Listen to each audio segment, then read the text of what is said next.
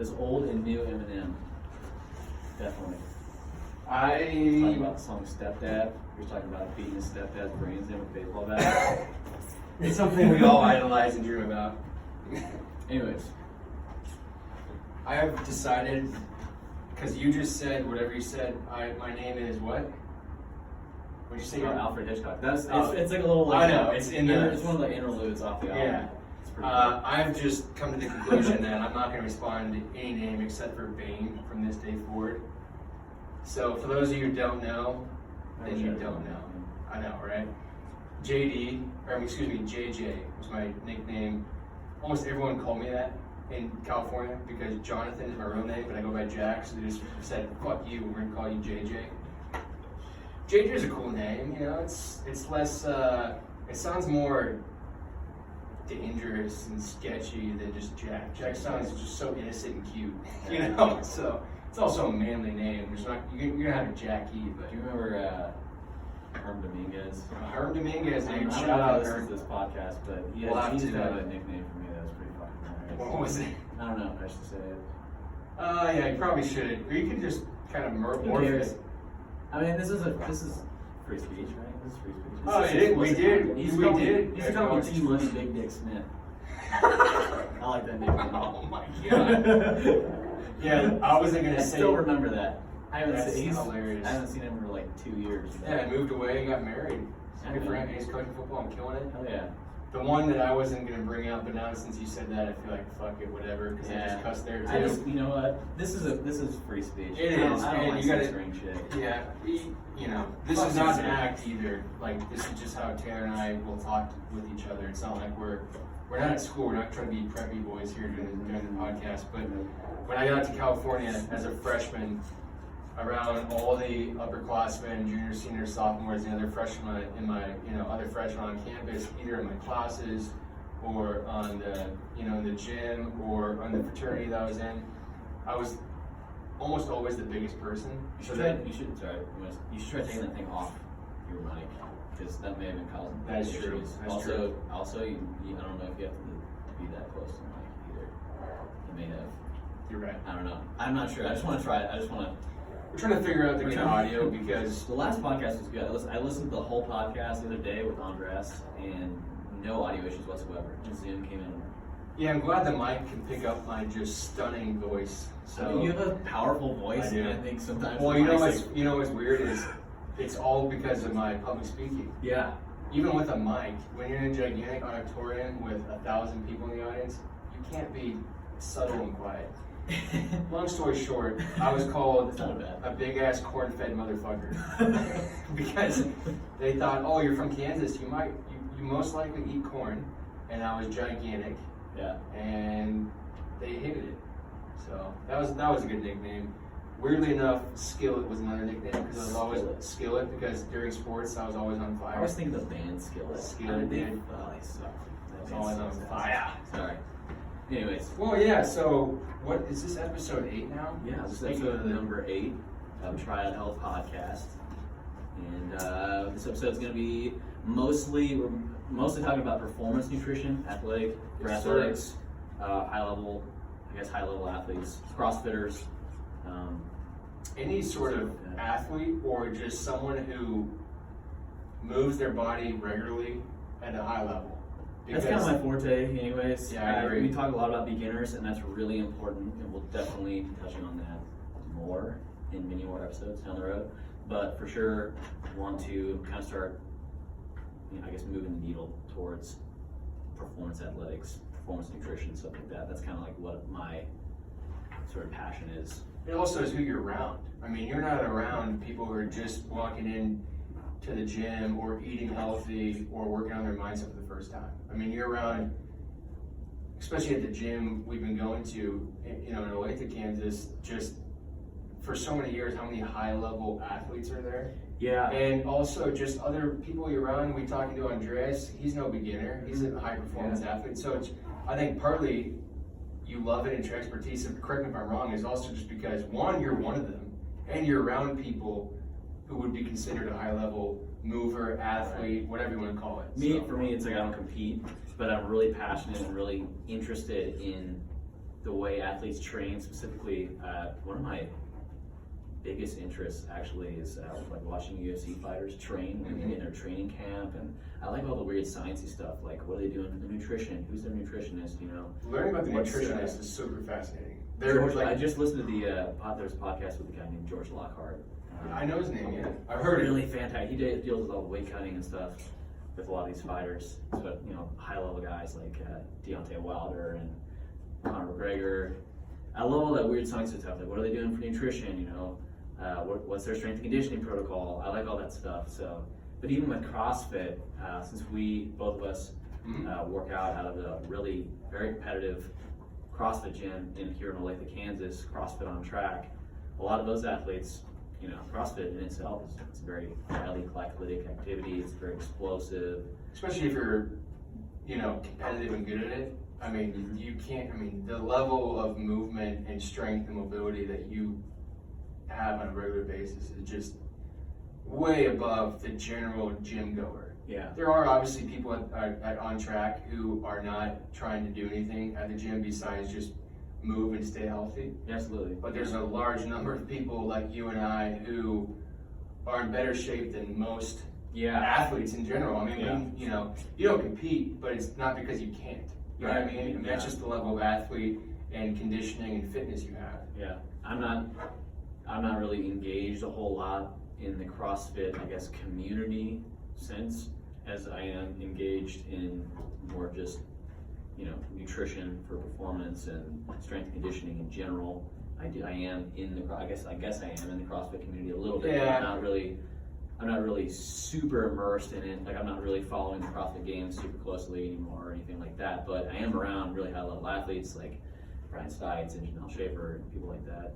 Well, and even for athletes. Is this for you too? Because I know for me, when I stopped competing and spending, you know, 2 or 3 sessions a day in a CrossFit gym or a Globo gym or a lifting gym, yeah, I mean, it's just not in the long run. I knew gearing my attention towards just functional fitness in general instead of just purely CrossFit as a sport, you know, it was the most fascinating thing to me. Because if I'm not going to do consistent CrossFit training and do competing, I just feel like there's so much out there for people who aren't in the moment of competing at a high level. So that was for me. I kind of didn't lose interest. I just focused my attention on long-term fitness and health. And I think that, am I wrong? Is that probably the same for you? For me, like I like being around the high-level athletes. I like being around them for sure, and I love training hard and stuff like that. My real passion and interest is sort of in the kind of the more the science, the behind the scenes of how to fuel athletes, how to fuel people in general with proper nutrition and the recovery protocols and all the weird sciencey stuff, the anatomy of an athlete, if that makes sense, the anatomy of a high level performer. That stuff is really, really fascinating to me, and that's kind of my deep rooted, I guess, interest now. Dude, and the fact that, first of all, kudos to you for even being aware of that, because most people our age, younger and older, don't even know who they are and what they like and what they want to do with their life. But for you, dude, you would be. I'm so fascinated with what they do at like UFCPI, UFC Performance Institute, dude, it's all crazy. the weird sciencey stuff they Well, have. Like, I could see you easily over the next 5 to 10 years as you grow your business and your foundation and your kind of training and just knowledge base, having one-on-one professional athletes, like almost being their performance coach. Because something as simple, for people who might not really register and get what we're talking about, something as simple as even not being dehydrated by like 2% can affect your performance. So even just water consumption can affect your performance. Imagine how many other things go into your performance. And people who need to perform physically at a high level for a living and to make money, or even just to get healthy and save their life, dude, you would be so that if you want to be so good at that. If you want to perform at a high level, whatever sport you're doing, whether it's football, CrossFit, mixed martial arts, without a doubt, you should 100% be focusing a lot of your, I guess, income and resources and time on how you're fueling your body, and that's with not just nutrition, but what you're doing for recovery. And I don't just mean, you know, sleep.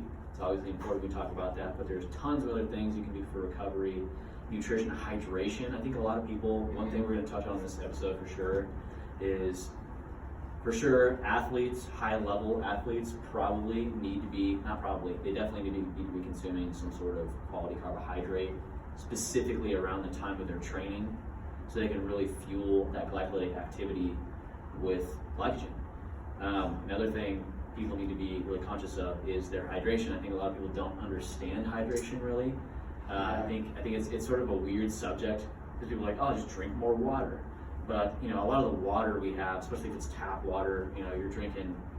Who the fuck knows? There's lots of heavy metals in there. Let's just say that. Yeah. Not only drinking, most people doesn't cross their mind, oh, let's be conscious of my hydration levels today. Most people just drink when they're thirsty. Right. But getting hydrated, especially on quality water, not only that you're, any kind of quality water filter and drinking good quality water, like to your right now, there's that Mountain Valley spring water. That compared to tap water, it's not even close.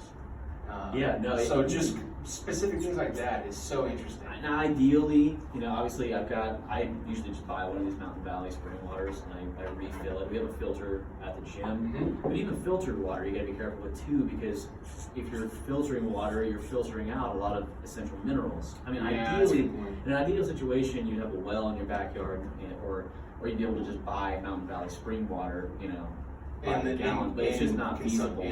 Masses. It's just not feasible for 99% of the population. So there's things you can do, but hydration is more than just drinking filtered water or purified water.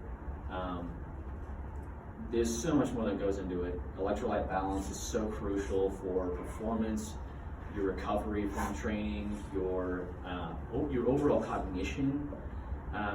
It gets brain fog and everything. Contraction, brain fog, absolutely.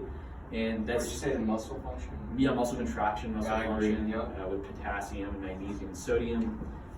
Sodium crucial, which is something I guess I can transition. Yeah, transition to that. But one question that popped up for me. So, T-Sizzle, or T-Money, that's what you were without the other card. T-Money, Taylor Smith over here. I want to ask you, what's your thought process on including fresh lemon juice or lime juice with your water? Is it necessary consistently, every once in a while? Do you have any kind of opinion on that? Yeah. Because I know when I wake up, I immediately have spring water with a little bit of Himalayan pink salt, just some sort of high quality sodium in there with the lemon juice, and it's a recipe for just success. And the lemon or lime or both, you can add a little bit of vitamin C as well. Vitamin C is very important for all sorts of different functions of the body. But for sure, a little bit of lemon and a little bit of sea salt, pink salt, base Celtic salt. I think Celtic salt is probably the best salt you can buy. You turn me on the Celtic salt, dude, game changer. It's completely natural. It's not. There's no heavy metals. There's none of that junk in there. It's got a full trace mineral profile. Really great salt, Celtic sea salt. I add that to my water, a few pinches of that, with typically in the morning I'll add like a wedge of lemon. The key is real lemon, natural real lemon juice or lime juice, not the little squirt bottles you get at the store. No, just because that's a process. It's full of extra additives. So real lemon and lime juice. Yeah. I just want to clarify that for people who might not.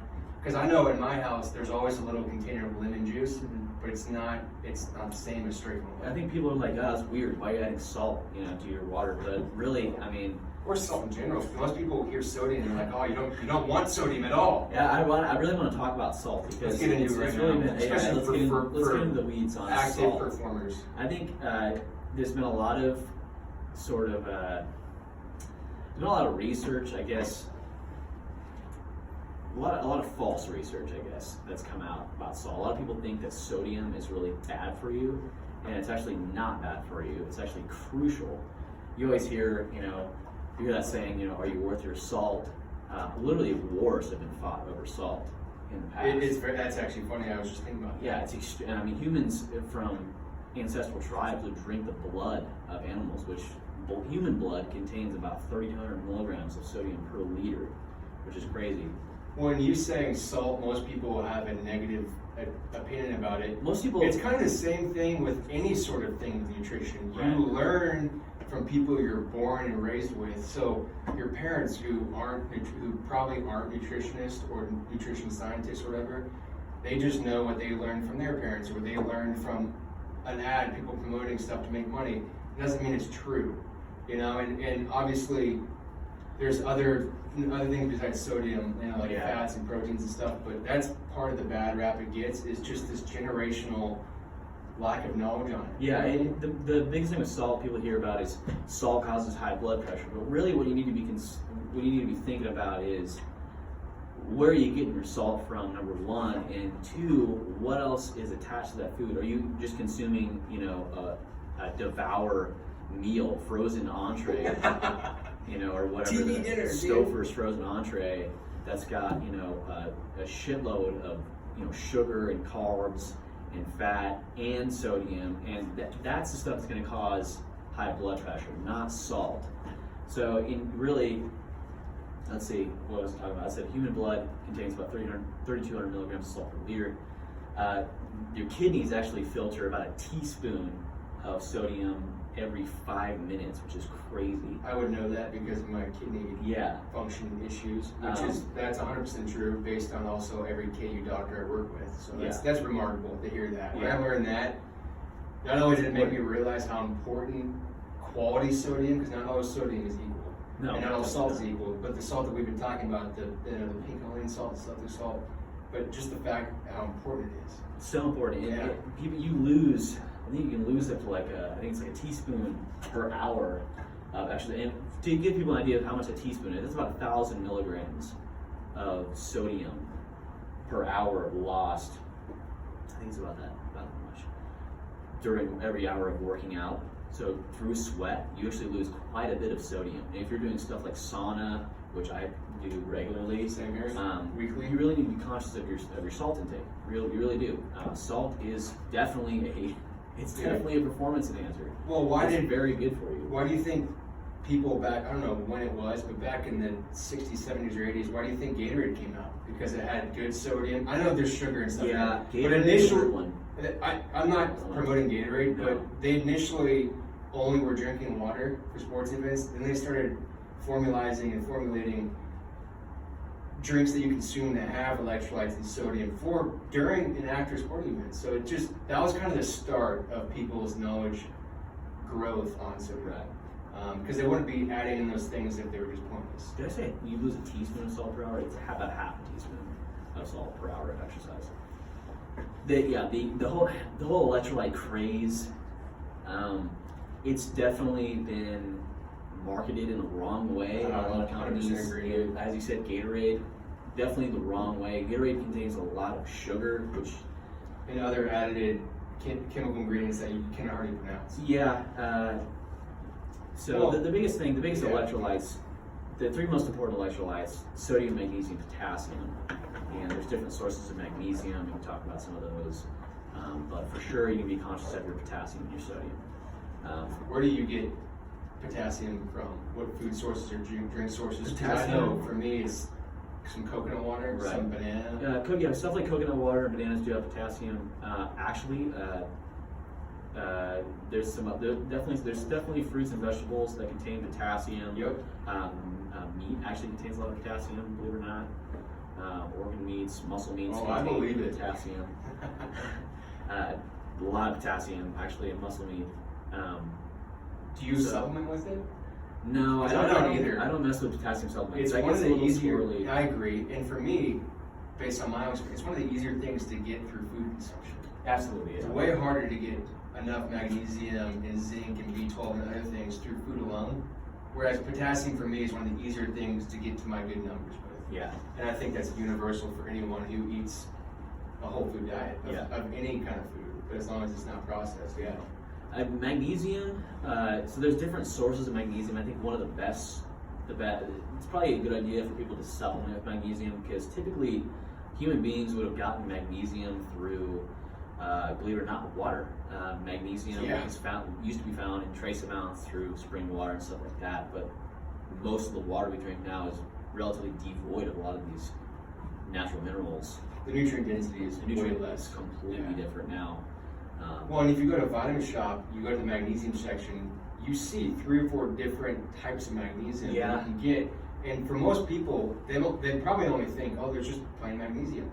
But there's all these other options, and certain ones do different things for you, and you want to avoid certain ones, to be honest, especially as an athlete. Magnesium carbonate is one you want to avoid. I was taking the natural column supplement for a while, which is a blend of citrate and carbonate, but I actually think it's more carbonate than citrate. And that's, so magnesium carbonate is the one. You don't that's a absorb the no-no. magnesium carbonate very well at all, and it's just not, it's not that great for you. I never really even understood why it became on the market, because of how many credible sources and knowledgeable people and nutritionist doctors and even learning about it through working at supplement stores, it doesn't really do much. It's almost like they just made it a product just to make some more money. I mean, it's not like gonna give you cancer, but there's more bang for your buck with other magnesium supplements. I think one of the ones you hear about a lot is magnesium glycinate, I believe. Mm-hmm. That one is GLY. Yes, GLY. That one is pretty popular. It's probably one I'm going to transition over to here pretty soon. I don't supplement currently with magnesium, but over the years when I did, it was always magnesium glycinate. Yeah, magnesium has a ton of benefits for nerve and muscle function, even things like testosterone function. So you got the 3 main electrolytes, or we just talked about magnesium. Magnesium, potassium. Potassium Really is important. fairly easy to get through food alone compared to the magnesium and the sodium. Yeah, people probably don't get enough potassium. No, we're talking about American here, dude. Yeah. The typical family American diet. Electrolytes Good luck, bro. Balancing your electrolytes is a weird topic because this particular episode, I'm really aiming this at professional athletes. And if you're sweating a lot, you need to be concerned about your sodium intake, specifically your sodium intake, potassium, of course, and magnesium. I think especially athletes could definitely benefit from magnesium glycinate at night before bed. I 100% agree. Even just people, yes, athletes of course, but people who train hard consistently, their performance will tank if they don't focus on these certain things. You know, people training for a marathon, people who sweat consistently through triathlon or functional fitness training. You and I aren't professional athletes, but the stuff we put our bodies through, we focus on this because it's so important just for vitality, performance, and overall health. So that's just kind of reiterating, but go ahead, sorry. Yeah, I know we talk about a lot of companies and resources on this podcast, but I'm kind of like just balls deep in this stuff. You know who Rob Wolf is? Yes, I've heard. I don't know enough about him, but I've come across his name and seen some of his posts. Really credible individual. He's wrote the Paleo Solution. He has a company now called LMNT. It's called Element Nutrition or something like that. Element. It's elementary. He's talking about school. No, it's called LMNT. It's an electrolyte supplement. It's one of the best out there right now. I agree. And it's there's not much bad rap on it. they've got I think it's like they've got a really good balance of sodium, magnesium, potassium. But anyways, that's neither here nor there. So anyways, electrolytes. You really want to be conscious of your electrolytes, especially if you're a high-level athlete, if you're training a lot. Do you see the electrolyte waters that you can buy? Like the Sprouts just across the street. You can go in there and off to the right in the fridge area, there's that, I don't remember what the company is, but there's the water that says, full electrolyte balance on the side. Do you, I'm asking you because I don't really know this part. I don't know enough about the legitimacy behind water that has enough electrolyte water. I don't know if that's just a fluke or what, but I'll have to look into that. I think more. taking a good quality magnesium supplement from a company like Thorne Nutrition. Thorne is unbelievable. There's a couple others. I think Thorne probably has one of the best. Thorne is used with professional sports teams That's a all real across the credible country. supplement company. Yeah. Maybe using the magnesium at night, and then being conscious of your salt intake through supplementation of salt through Celtic sea salt or Himalayan pink salt, and then measuring your potassium. Potassium is a little bit difficult.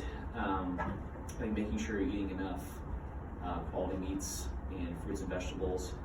A lot of people think bananas have a lot of potassium, but It they really don't doesn't have that. Yeah, a lot it's kind of like that cliche assumption that most people Yeah. think, but it's not really fact. I mean, I know I mentioned it, but it was the second thing that popped in my head after. I do, after like an intense sweat session or an intense, like a sauna, like tonight I had a coconut water, had about 1,000 milligrams of potassium in it, just great. Gains. Yeah, I think saving those things for post-workout is probably a good idea, because, you know, coconut water, it will have some sugar and carbohydrates, which is fantastic for post-workout. You can really replenish your glycogen. I was just going to say, you're trying to replenish what you just lost through your hard training. So that's the best time for those certain things. So I think too many people finish working out, whether it's an easy or hard workout, and basically don't do anything besides just get a sip of water from the drinking fountain and maybe don't eat or drink. people don't fuel themselves It's properly. weird. People usually, I mean, I think, Or they just get the milk and protein powder and think they're good. yeah, the chocolate milk post-workout thing is just the stupidest fucking thing. It's just, Go ahead. it's just the stupidest thing ever. I mean, most of the world is like lactose intolerant anyways. But you see those And then commercials from the athletes with, you know, the got milk commercials, Dude. like, oh, chocolate milk fuels these NBA players are. I look at them, I'm like, you guys are getting Yeah. paid so much money. You know this is not true. I had a high school weight coach that gave us a presentation once. It was like, oh, chocolate milk is the best thing for after working. Are you shitting me? Dude, where did you learn that from? I know, it's like, hey. dude, Anyways, show me your credentials. but fuck. No, You're but, fudge off, I meant. anyways, so glycogen, we'll transition over into glycogen refueling post-workout. I talked about previously, sort of keeping your carbs to the evening. Carb That can cycling. carb cycling. So it's called, you know, it's got a bunch of fancy names like cyclo-ketogenic diet, carb cycling. I heard other people call it earn your carbs, whatever. But it's Carb just, gains. all it is keeping your carbs right around your training time. So pre and post training to refuel your muscle glycogen stores. That's all that means. That's all carb cycling really means. And I think that'd be great for athletes. If you're training multiple times a day, that's obviously going to be a little different for you. So Yeah. you're definitely going to want to be a lot more high carb if you're training multiple times a day, for sure. And you need to be conscious about where you're getting your carbohydrates. I think that's another thing. I think a lot of athletes that are like, oh, I've worked out so many times today. I just eat whatever carb. I can eat like 3 pints of Halo Top or whatever. I don't But do that. yeah, You know, no, but people don't necessarily. I can eat a, you know, I can, you know, kill a whole thing of ice cream or whatever. It's got carbs, so it must be good for post-workout. Not the Like, same not true, as the dude. carbs you would get from white rice or sweet potatoes or some fruits. Dude. Fruits are great post-workout. Sweet really great potatoes for are my liver spirit health. animal, dude. Oh my gosh, they're so good for you, and I love them. Yeah, sweet potatoes are great. Especially I eat sweet potatoes post-workout. daily, and once again, to people listening and watching, the carb cycle, whatever you want to call it, around your training is more beneficial for athletes and people who do train at a high level than anyone. You know, if you're working out 30 minutes a day by just walking your dog, it's a little different. But once again, we're talking about professional, high-level athletes here. Yeah. So, go ahead. So nutrition for performance-based athletics, definitely you want to think about eating clean food, eating real food, but you also want to be thinking about replenishing your glycogen stores for sure.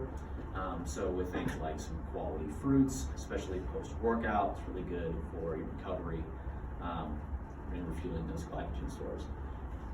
You want clean carbohydrates, so stuff like white rice. White rice is typically pretty easily digestible for a lot of people. It also doesn't contain a whole lot of gluten. It might not contain any gluten I don't think at all. the brown rice and some of the other mixed rice options do, but not the white rice. Right.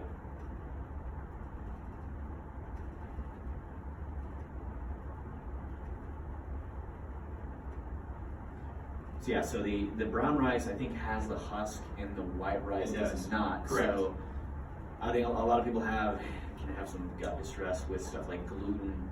I'd say for athletes in general, since this is something a lot of people probably don't know, but when you're training hard, specifically CrossFit, you're training hard Metcons and then you're weightlifting and you're training strength and you're training really intense conditioning, it can really weigh down on your nervous system, and your body can have a harder time digesting food because your CNS is so fried and taxed, and your body's trying to repair And that's and recover from the intense workout session. Yeah.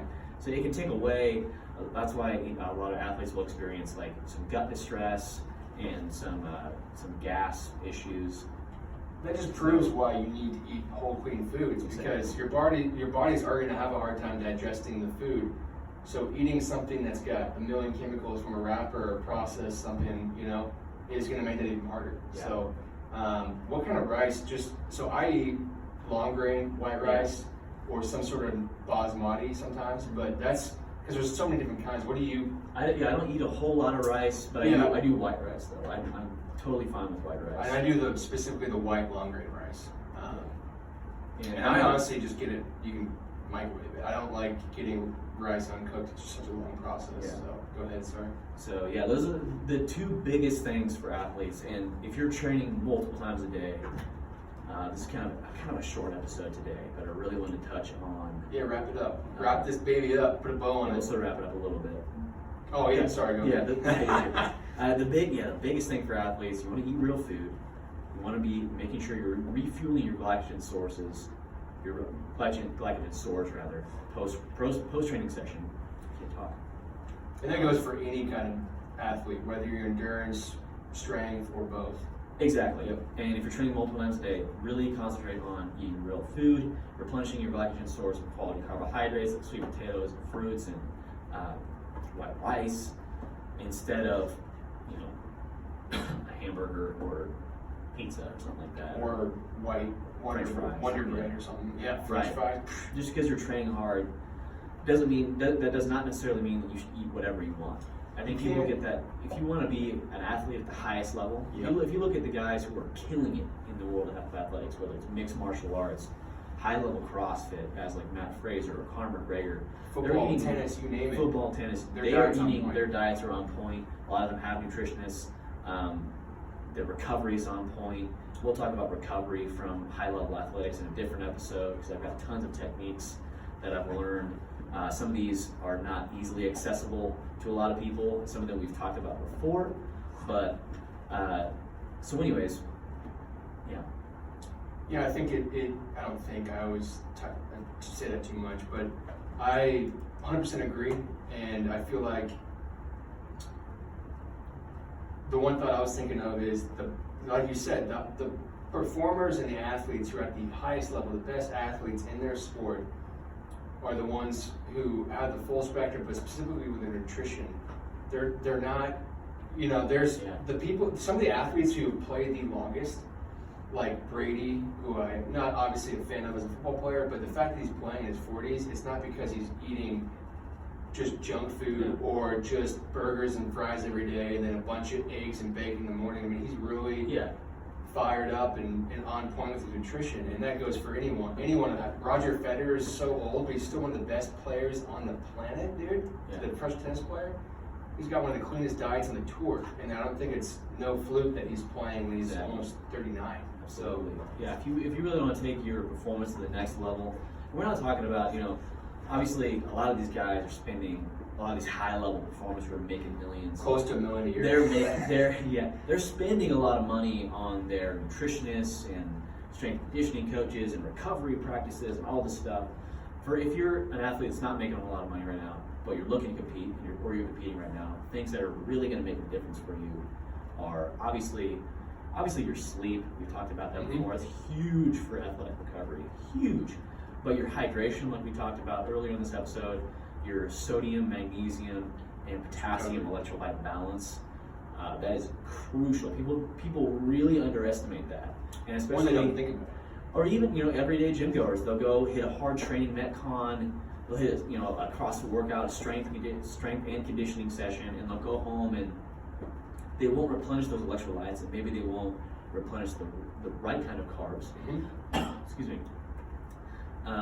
So anyways, they don't get the benefit that they could have if they properly refueled. Right. So anyways, go add on. Yeah. And so then we just talk about the carbs. Yeah. So electrolyte balance, quality carbohydrates from real food sources, post-training sessions, pre or post, and those are the two biggest ones. And then you can factor in protein. I think the big recommendation is probably for athletes, you want to err on the side of about 0.8 grams of protein per pound body weight. Bodybuilding created this whole thing in the 1900s where it was like you got to get a pound of, or you got to get a gram of protein per pound of body weight, which is that's a little bit ridiculous. I think I think it's extreme. You can I don't think I definitely, know. with protein, I would say aim high rather than low. Protein is, it's not super difficult it's not super taxing on the body necessarily as far as having a little bit too much of it. Obviously, we know that consuming way too much sugar, way too much carbohydrates, that can have an issue. You can have an issue with that stuff. But I'd say err on about 0.8 grams per pound of body weight for protein. You definitely want to be making sure you're consuming enough protein. And just like what we talked about with the sodium and the carbs, not all protein is treated equally. The quality of protein, the full amino acid profile, that's so important. So you could be eating more than enough protein, but if it's not a quality that you can use to perform, I mean, there's just like any sort of general macronutrient. There's good carbs and bad carbs, right? Beneficial fats and non-beneficial. Same thing for protein. So, yeah, dude, that's pretty cool. If you're doing more glycolytic activity like CrossFit, MMA, stuff like that, you're probably going to be fueling more with carbohydrate. Your body's going to be utilizing carbohydrates more than it would be fat. If you're more of a marathoner type, you're going to be utilizing more fat. So you definitely want to keep your fats probably a little bit lower than carbohydrate if you're a CrossFit or MMA athlete. And the quality, like you said, Jack, of fats is very important. Stuff like you can get fats from meats, but you're also going to get fats from things like avocados and pistachios and nuts, some coconut oil, grass-fed butter. Those are good fat sources as well. And you do need fats for hormonal balance and for guys' testosterone production and a whole host of different cellular processes. And I think you can say the same thing as me, but because I know you're kind of experienced through your nutritional and performance journey to a good extent, but you and I aren't just saying this stuff because we want to just spit out information and seem smart. We actually have experienced it firsthand. When I first started actually realizing what I'm eating could affect my game tonight when I was in high school. And initially I thought, I've been doing this for a couple months now, it's probably just a placebo. But when I continued to improve upon it with my diet, my timing of certain foods, my hydration, there was no placebo. I just was feeling better in general, not even performance, but just overall. Yeah. And that's a game changer. That is a big game changer, no pun intended, because when you play sports, you're playing a game. But the nutrition that an athlete consumes is such a differential in even just the littlest things. It's really interesting. Weightlifting, the 100-meter sprint at the Olympics. I don't remember the exact article. I'll have to look it up and I can post about it. But they're winning and losing by millimeters or milliseconds. And just the one person who was properly fueled pre-race might just be that guy who wins by the 2 milliseconds. It's just very fascinating. Also, that's true. Yeah, I didn't say it. Yeah, this is not truth either, even though it is truth. I know more people who are on PEDs than most people might think. But and I'm not just saying that because I don't like it. I'm saying that because they told me to. Sprinting, 100-meter sprints, it's a very glycolytic activity. You're going to use, you're going to tap it in carbohydrate more than you're going to tap it in fat, obviously. So we've gone over pretty much the key parts of a high performance athlete's diet and nutrition. We'll have tons more of these episodes. Yeah, I've got so much I want to talk about, but I want to kind of make this one short and make it a little bit straight to the point. As far as what I think is the most important aspects nutritionally that performance athletes can really focus on. I think we should post too, really quick. Last thing is, it might be hard for some people to hear this or watch this and then pause it and write down stuff. I think it'd be really cool if we started to post on the podcast Instagram, Try and Health Podcast, an image of the carbs that are, beneficial and unbeneficial. And then we can have another post with the quality of fat, the different quality of fats, and different quality of proteins and sodiums, just to put it on paper, make it easier for people to understand. And that goes for any, even the mental health episode, just basically put on paper what we talk about, the fitness, I think that'd be really powerful to Yeah, do. absolutely. Especially if people don't want to listen to a whole episode just for one answer. They can just quickly see kind of the